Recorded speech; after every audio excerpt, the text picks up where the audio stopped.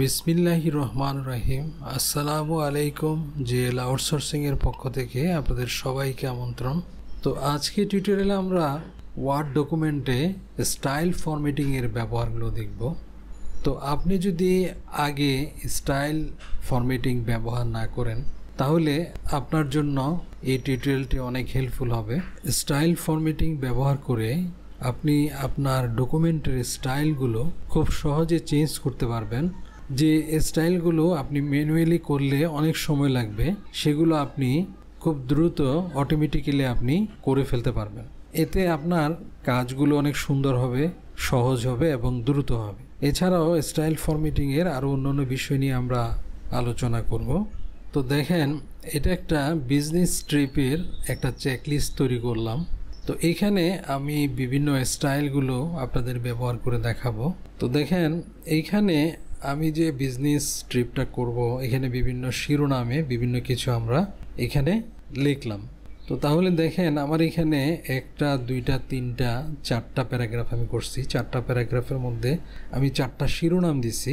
তো এগুলোকে যদি আমরা ম্যানুয়ালি স্টাইল করি, তো ধরেন আমরা এটা সিলেক্ট করলাম, সিলেক্ট করে এটাকে আমরা বোল্ড করলাম, এটা নিচে আন্ডারলাইন দিলাম, তারপরে এটাকে আমরা কালার করলাম, একটা কালার দিলাম।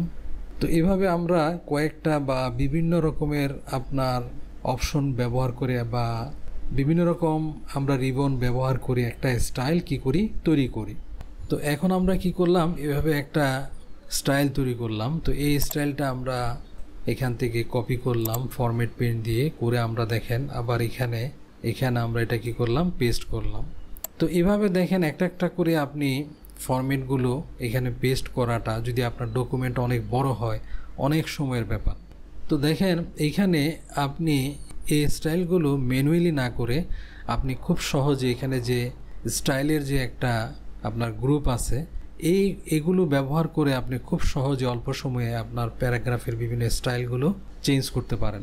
এতে আপনার অনেক সময়ও সেভ হবে এবং আপনার ফরম্যাটিংগুলো অনেক সুন্দর হবে। তো আসুন আমরা ব্যবহার করে দেখি। তো দেখেন, এই যে আমার এই প্যারাগ্রাফের যে চারটা হেডিং আছে, এগুলো আমি স্টাইল দেওয়ার জন্য আমি কি করলাম, এগুলো সিলেক্ট করলাম। এরপরেরগুলো আমি কন্ট্রোল চেপে সিলেক্ট করতেছি। তো দেখেন, আমি এই আমার যে হেডিংগুলো আছে এগুলো কি করলাম, আমি এখন সবগুলো চারটা হেডিংগুলো সিলেক্ট করলাম। সিলেক্ট করে দেখেন এই যে হোম ট্যাবের মধ্যে আমি স্টাইল রিবনে আসলাম। তো এখন দেখেন আমি যেই স্টাইলে ধরতেছি, দেখেন আমার এটা সেই স্টাইলে চেঞ্জ হয়ে যাচ্ছে। দেখেন এখানে বিভিন্ন স্টাইল আছে, স্টাইলগুলো আমি যেটা দিব সেটা চেঞ্জ হয়ে যাচ্ছে। এই যে আপনি যেটা ধরবেন সেটাতেই চেঞ্জ হয়ে যাবে। দেখেন এখানে বিভিন্ন স্টাইল আছে, স্টাইল অনুসারে। তারপরে যদি আপনি এখানে দেখেন নিচে যদি ক্লিক করেন, মোর নিচে আরও যা দেখাবে, এখান থেকে আরও বিভিন্ন স্টাইল আছে। এই যে, আর যদি আপনি সবগুলো একসাথে দেখতে চান তো এইভাবে আপনি করতে পারবেন। তো আমার কাছে দেখেন এটা সুন্দর লাগছে, আমি এটাতে ক্লিক করলাম। দেখেন একটা ক্লিকে আমার এই প্যারাগ্রাফগুলো একটা সুন্দর একটা ফরম্যাটিংয়ের মধ্যে চলে আসছে। এরপরে দেখেন আপনি যদি এটার স্টাইলকে মডিফাই করতে চান তাহলে এখানে দেখেন আমার এই স্টাইল যেটা আছে সেটার উপরে কিন্তু আমার দেখেন এখানে সিলেকশন আছে যে আমি এই স্টাইলটা ব্যবহার করছি। তো এই স্টাইলটা চাইলে আপনি মডিফাই করতে পারেন। এখানে যদি রাইট বাটন ক্লিক করেন, দেখেন এখানে মডিফাই একটা অপশন আছে। আপনি এটার আপনার চাইলে বিভিন্ন, দেখেন এখানে ফ্রন্ট আছে, আপনার ফ্রন্ট সাইজ আছে, বিভিন্ন কিছু আছে, কালার আছে, তারপরে এখানে বিভিন্ন ফরম্যাটিংয়ের বিভিন্ন অপশন আছে। তো এইগুলো ব্যবহার করেও আপনি চাইলে আপনার এই ফ্রন্ট স্টাইলটাকে আপনি কি করতে পারেন, মডিফাই করতে পারেন। অথবা দেখেন আপনি এখানে ক্লিক করেন, ক্লিক করার পরে দেখেন এখানে ক্রিয়েট স্টাইল একটা অপশন আছে।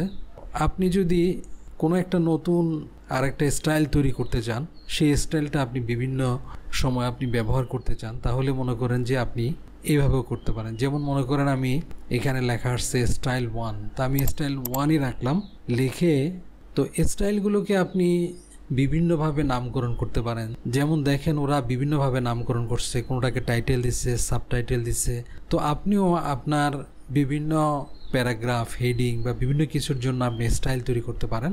তৈরি করে এভাবে আপনি নাম দিয়ে এখানে রাখতে পারেন। যেমন ধরেন আমি এটা স্টাইল দিয়ে ওকেতে ক্লিক করলাম, স্টাইল দিলাম, দিয়ে আমি এটা কি করলাম, মডিফাইতে ক্লিক করলাম। দেখেন এখানে মডিফাইয়ের মধ্যে যেমন দেখেন আমার এখানে এই ফরম্যাটিংটা এখানে চলে আসছে। তো এই ফরম্যাটিংটাকে যদি আপনি অন্যভাবে আর একটু স্টাইল করতে চান, যেমন দেখেন আমি যদি এখানে দিই আমার এটা সেন্ট্রালে চলে আসছে। তারপরে আপনি যদি কালার চেঞ্জ করতে চান, যেমন এটাকে যদি রেড কালার করতে চান, দেখেন এই যে এটা রেড কালার হয়ে গেছে। তারপরে এখানে আরও বিভিন্ন ফরম্যাটিং অপশন আছে। তারপরে দেখেন এই যে এখানে বিভিন্ন স্টাইলগুলো আছে, এগুলো আপনি দেখে নেবেন।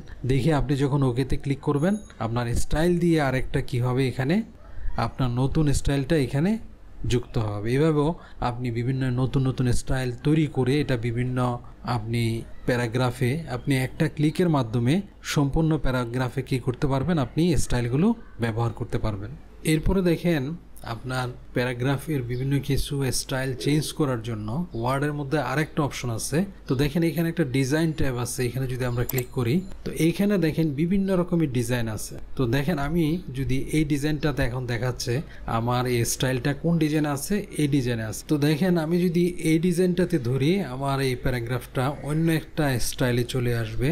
তারপরে দেখেন এটাতে ধরলে এরকম হবে, এরপরে দেখেন এটাতে ধরলে এরকম হবে, এরপরেরটাতে ধরলে এরকম স্টাইল হবে। তো এরকম আপনি যেটাতে ধরবেন আপনার এই যে দেখেন আমার এখানে স্টাইলগুলো কি হচ্ছে, চেঞ্জ হচ্ছে।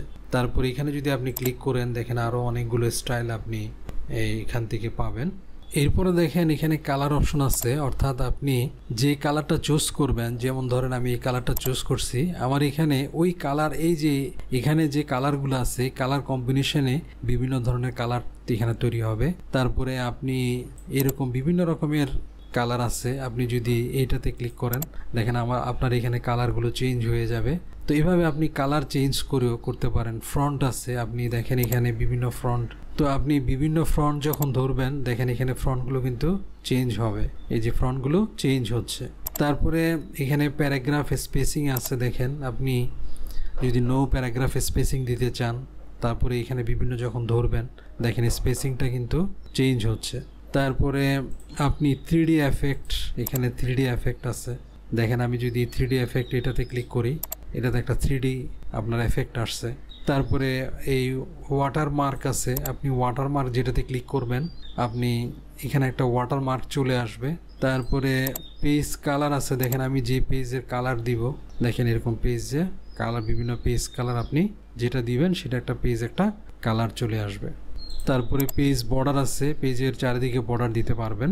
এরপরে দেখেন আমরা আমাদের যদি অনেকগুলো পেজ থাকে এবং বিভিন্ন পেজে যদি বিভিন্ন কন্টেন্ট থাকে তো আমরা খুব সহজে টেবিল কন্টেন্টটা খুব সহজে নিয়ে আসতে পারি এখানে। যেমন দেখেন আমরা এখানে যদি রেফারেন্সে যদি ট্যাবে ক্লিক করি তো দেখেন এখানে আছে টেবিল অফ কন্টেন্ট। তো এখান থেকে দেখেন আমি টেবিল অফ কন্টেন্টে, তো এইখান থেকে দেখেন এই টেবিল অফ কন্টেন্টে অটোমেটিক টেবিল আপনার কি হবে, ক্রিয়েট হবে, এই যে কন্টেন্টগুলো ক্রিয়েট হবে।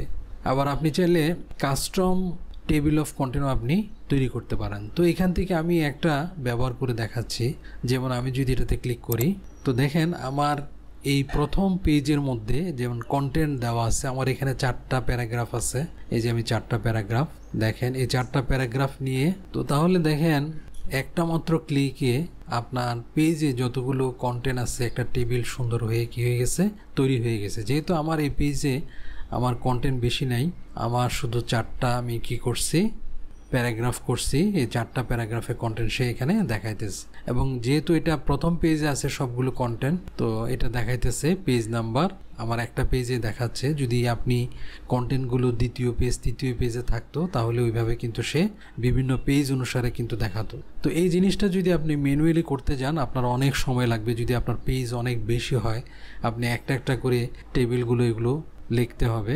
তো এই জিনিসটা আপনি একটা ক্লিকের মাধ্যমে কিন্তু করে ফেলতে পারবেন। তো আমি এই টেবিল অফ কন্টেন্টটা আনডু করে দিলাম। এরপরে দেখেন আমরা ভিউ ট্যাবে গেলাম, ভিউ ট্যাব থেকে দেখেন এখানে একটা নেভিগেশন একটা পেজ একটা অপশন আছে, আমরা যদি এটাতে ক্লিক করি তো দেখেন আমার এখানে যে 4টা প্যারাগ্রাফ আছে এই 4টা প্যারাগ্রাফ কিন্তু এখানে চলে আসছে। তো আমি যেটাতে ক্লিক করব দেখেন আমার এই কার্সারটা সেই হেডিংয়ের মধ্যে চলে আসতেছে। আমি যদি এটাতে ক্লিক করি দেখেন আমার এটাতে চলে আসতেছে। তো এভাবে আপনার যদি অনেকগুলো পেজ থাকে, অনেকগুলো আপনি যদি এভাবে হেডিং থাকে আপনি সহজে নেভিগেটটা দিয়ে আপনি বিভিন্ন কিছু চেক করতে পারবেন। তারপরে পেজ থাকলে এই পেজগুলোকে আপনি দেখতে পারবেন। যদি আপনার অনেকগুলো পেজ থাকে কোন পেজে কি আছে এটা দিয়ে আপনি করতে পারবেন। তারপরে এখানে এটা দিয়ে আপনি যদি আবার হোম পেজে যান, হোম পেজ থেকে আপনি বিভিন্ন স্টাইলগুলো বিভিন্ন জায়গায় ব্যবহার করতে পারবেন। আপনার এই হেডিংগুলোকে বিভিন্ন এভাবে ধরেও এগুলোর স্টাইলগুলো আপনি বিভিন্নভাবে চেঞ্জ করতে পারবেন। তো আজ এ পর্যন্তই। পরবর্তী ভিডিওতে আমরা আরও অন্যান্য বিষয় নিয়ে আলোচনা করব। তো যদি আমার এই ভিডিওটি ভালো লাগে আমার চ্যানেলটি সাবস্ক্রাইব করবেন, লাইক শেয়ার কমেন্ট দিবেন। আল্লাহ হাফেজ।